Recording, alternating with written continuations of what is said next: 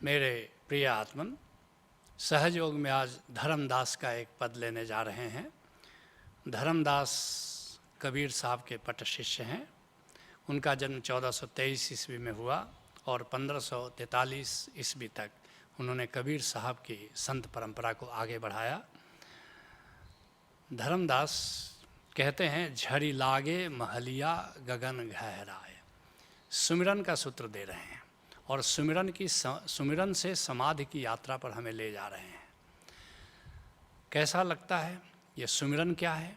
सामान्यतः सुमिरन के नाम पर संत तुम्हें जो नाम दान देते हैं या सुमिरन की विधि बताते हैं, वो तो असली सुमिरन नहीं है। 5 शब्द दे देते हैं या मंत्र दे देते हैं और कहते हैं इस मंत्र का जाप करो, और कहते हैं कि ये सुमिरन है। नहीं, सुमिरन का आरंभ कह सकते हो या स्यूडो सुमिरन कह सकते हो, या जैसे बच्चों को खिलौना पकड़ा देते हैं शुरू में। जैसे बच्चा कार मांगता है कि मुझे कार चाहिए पापा, तो तुम कार तो नहीं दे सकते, कार का एक खिलौना दे देते हो। ऐसे ही जब संत के पास तुम जाते हो तो सुमिरन का खिलौना तुमको दे देते हैं, लेकिन अधिकतर लोग 99% लोग उस खिलौने में उलझ जाते हैं और कभी जानने की कोशिश नहीं करते हैं कि ये कार का खिलौना है। असली कार का स्वरूप क्या है, असली सुमिरन का स्वरूप क्या है। लेकिन बड़ी कृपा पूर्वक धर्मदास आज असली सुमिरन का भेद बता रहे हैं। कहते हैं, झरी लागे महलिया गगन गहराए। जब भीतर के आकाश की बात हो रही है, एक तो बाहर का आकाश जहाँ बारिश होती है, जहाँ मेघ घुमड़ते हैं, जहाँ बिजलियाँ चमकती हैं, लेकिन उससे भी बड़ा भीतर का आकाश।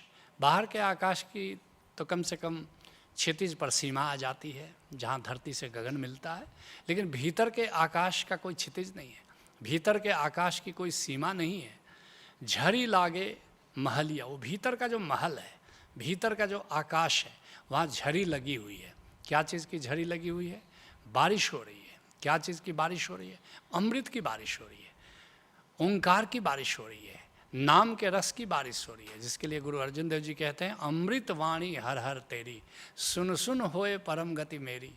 वह अमृत वाणी की बरसात हो रही है। और झड़ी लागे महलिया, अमृत वाणी की झड़ी लगी हुई है, जिसके लिए कबीर साहब कहते हैं, रस गगन गुफा में अजर झरे।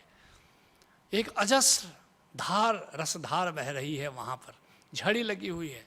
बिन बाजा झनकार उठे जा, समुझ परे जब ध्यान धरे। कोई बाजा नहीं, लेकिन फिर भी झनकार है। लेकिन ऐसे नहीं, कोई सद्गुरु तुम्हें उसका ख्याल पैदा कर दे, उसका रहस्य बता दे, तभी तुम्हारा ध्यान उधर जाता है, नहीं तो तुम्हारा ध्यान उधर जाता नहीं है। कहते हैं धर्मदास, खन गरजे खन बिजुली चमके। कभी तो गर्जना हो रही है, कभी बिजली चमक रही है, कभी संगीत पैदा हो रहा है, कभी आलोक पैदा हो रहा है। ये नूर और नाद की बात हो रही है।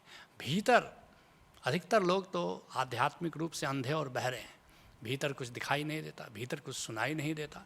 लेकिन सद्गुरु की कृपा हो जाए, कामिल मुर्शिद की कृपा दृष्टि तुम पर पड़ जाए और वो राजी हो जाए, तो भीतर तुम एक दिव्य आलोक फैला हुआ पाओगे, भीतर तुम एक परम संगीत सुन पाओगे। खन गरजे, उसी को कह रहे हैं कि बादल गरज रहे हैं, वो अनाहत नाद का संगीत ऐसा है। और बिजली चमके, जैसे बिजली के चमकते ही आलोक फैल जाता है दिग्दिगंत में, ऐसे ही वहाँ दिग्दिगंत में आलोक फैला हुआ है भीतर के आकाश में। जिसके लिए कबीर साहब कहते हैं कि वो भीतर का महल कैसा है, इसका बड़ा सुंदर वर्णन कर रहे हैं कबीर साहब। कर नैनो दीदार महल एक प्यारा है। ये प्यारा महल है भीतर। जरा आंखें खोलो, भीतर की आंखें खोलो और इस भीतर के महल का दीदार करो।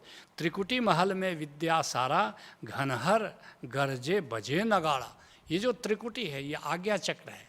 यहाँ पर सारा ज्ञान वहाँ छुपा हुआ है, सारी विद्या वहाँ छुपी हुई है।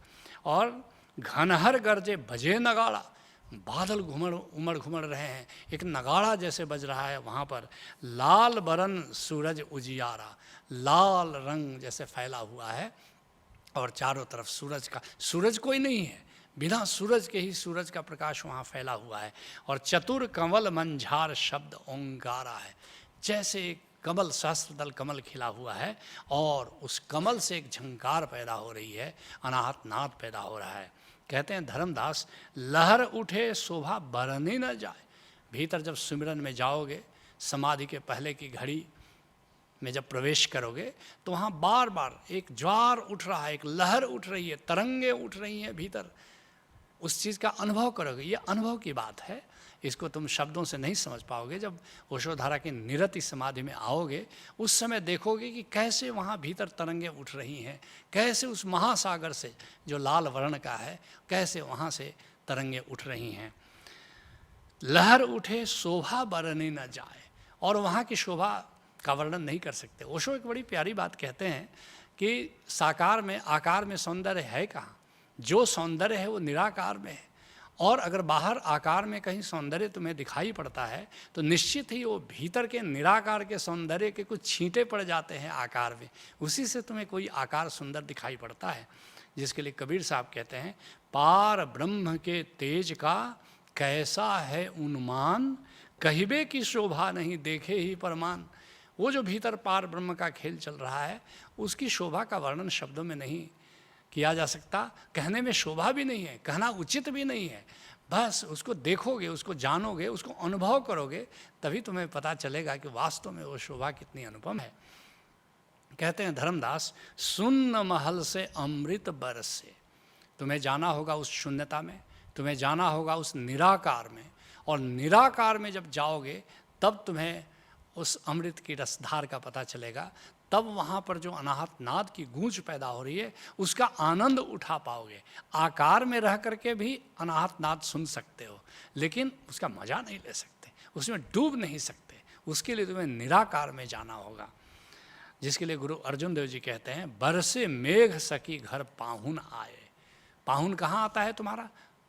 संतों का घर कहाँ होता है? गिरह हमारा शून्य में, अनहद में विश्राम। दरिया साहब राजस्थान के कहते हैं कि मेरा घर उस शून्य में है, और अनहद में मैं भीगता हूँ, अनहद में मेरा विश्राम है। उसी की ओर इशारा करते हैं कि मेरे घर में पाहुन बन करके नाम का मेघ आया है। बरसे मेघ सखी घर पाहुन आए। तुम भी अगर चाहते हो कि तुम्हारा पाहुन तुम्हारे घर में आए, तो तुम्हें अपने घर में जाकर इंतज़ार करना होगा, और तुम्हारा घर तुम्हारा निराकार है। कहते हैं धर्मदास, प्रेम आनंद साध नहाए। प्रेम आनंद होई साध नहाए। अब एक बड़ी विलक्षण बात कह रहे हैं, भीतर समाधि का जब मजा लोगे, भीतर जब आनंद में डूबोगे, तो ये बात अधूरी है। अब संत क्या करता है, जब समाधि से लौटता है तो प्रेम और आनंद से भर करके नहाता है। ये उत्सव की बात है। उत्सव है क्या? आनंद में जब प्रेम जोड़ दो तो उत्सव बन जाता है। भीतर आनंद है, लेकिन इस आनंद को अब बांटो, लोगों के बीच में बांटो। इसलिए संत के पास जब जाओगे तो तुम्हें बहुत अच्छा लगता है। कारण जैसे तुम संत के पास जाते हो, वो भाव करता है कि जितने लोग हमारे पास हैं, सब पर उस अनाहत नाद की बारिश हो रही है। तुमको पता नहीं चलता क्यों अच्छा लग रहा है, क्योंकि वो उत्सव सुमिरन में जीता है। अकेले होता है तो अमृत सुमिरन में जीता है, केवल मुझ पर उसकी बारिश हो रही है परमात्मा की। जब उसके साथ साधक आ जाते हैं, लोग आ जाते हैं, तो भाव करता रहता है, निरंतर करना नहीं पड़ता, भाव होता है कि सब पर परमात्मा की बारिश हो रही है, सब तो उसी के बंदे हैं। और तुम्हें अच्छा लगने लगता है कि ये क्या हुआ, अचानक इतना अच्छा क्यों हुआ? क्योंकि संत सदा प्रेम में जीता है, उत्सव में जीता है, आनंद में जीता है। कहते हैं धर्मदास, खूली केवरिया मिटी अंधियरिया। और फिर भीतर का पट खुल जाता है, भीतर की किवाड़ खुल जाती है, और भीतर का अंधेरा मिट जाता है।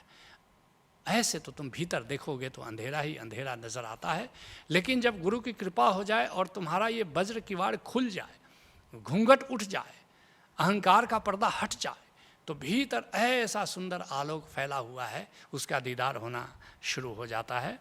कहते हैं धर्मदास, धन सतगुरु जिन दिया है लखाए।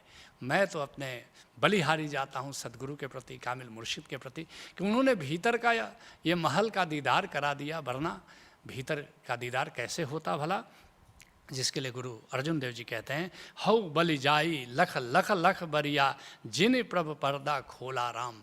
जिसने पर्दा खोल दिया, भ्रम का हटा दिया, ऐसे सदगुरु पर बार बार बलिहारी जाता हूँ। मिटे अंधारे तजे विकारे, ठाकुर शिव मन माना। मिट गया विकार अहंकार, मिट गया अंधकार, और भीतर अब मैं अपने गोविंद से राजी हो गया। प्रभजी भाणी भई निकाली, सफल जन्म परवाना। अब मैं अपने प्रभु को भा गई, मेरा जीवन सफल हो गया। भई अमोली मारा तोली, भारा तोली, मुक्ति जुगति दर खोला। और मुक्ति और युक्ति का द्वार खुल गया, मैं मुक्त हो गया, मैं निर्भर हो गया। और कह नानक हो निर्भय होई, सो प्रभु मेरा ओला। अब तो मैं निर्भय हो गया और वही प्रभु अब मेरा सहारा हो गया। कहते हैं धर्मदास, धर्मदास बिनवे कर जोरी, सतगुरु चरण में रहत समाए। धर्मदास जी कहते हैं, ये मेरा कोई अहंकार नहीं, मैं बड़ी विनम्रता से अपना अहोभाव व्यक्त करता हूँ अपने सतगुरु के प्रति, क्योंकि अब मैं असली सतगुरु के चरण में समा गया हूँ। अब ये समाधि की बात हो रही है। एक तो प्रतीक है कि सतगुरु के चरण में बैठना, सतगुरु के चरण में विश्राम करना, सतगुरु के पास बैठना, मगर इसके माध्यम से एक साधना का सूत्र दे रहे हैं कि असली सतगुरु का चरण तुम्हारे भीतर है। जब तुम्हारा कामिल मुर्शिद भेद खोलेगा तो जैसे ही आंख बंद करोगे, वो दिव्य आलोक, सदगुरु के चरणों का पराग, सदगुरु के चरणों की धूल दिखाई पड़नी शुरू होगी। सहस्त्रदल कमल को ही जो भीतर खिलता है, उसी को सदगुरु के चरण कहा गया है, और उसी के पराग को सदगुरु के चरण की धूल कहा गया है। और ऐसे उसका भेद अगर तुम्हें पता चल जाए तो ऐसे ही दिव्य आलोक में तुम समा जाते हो, निरति समाधि में तुम्हारा प्रवेश हो जाता है। ऐसे तुम भी किसी कामिल मुर्शिद से मिलो, उससे उस भीतर के चरण कमल का राज जानो और समाधि में उसमें प्रवेश कर जाओ। यही सहज योग है। हरि ओम तत्सत।